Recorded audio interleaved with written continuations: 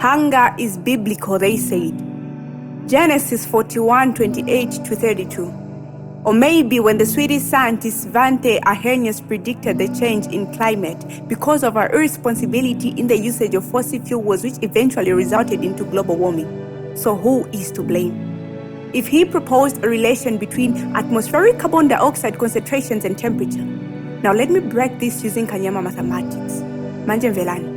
Is that we do not understand the connection between the so-called climate change, the high millimil prices, the high fuel price, the unfollowed ZESCO timetable.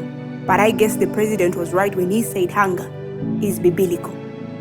You see, I am a child from the ghetto, so these specific, prolific, and scientific terms are too complicated for an ordinary Zambian like me and Wakwatu. It's not ignorance or illiteracy, we are just less learned for those scientific abbreviations brought to life by Western Nordics.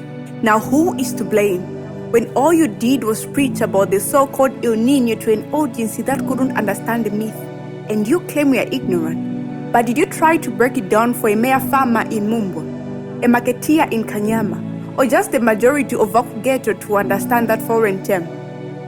They say you attract what you are, and that might be true. They also say climate does not respect borders. Yes, but you see, Kanyama has been facing climate change in form of poverty since the Kaunda regime. And if we say Boma Yanganepo, you say we are lazy.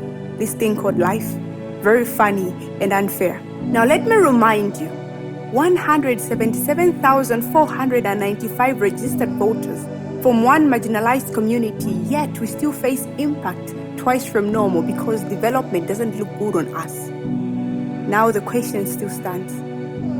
Who is to blame for the impacts of climate change, the floods without solutions, the drought that we never planned for, the heat, the taste of hell? Who is to blame?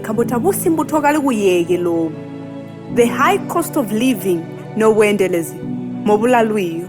Who is to blame?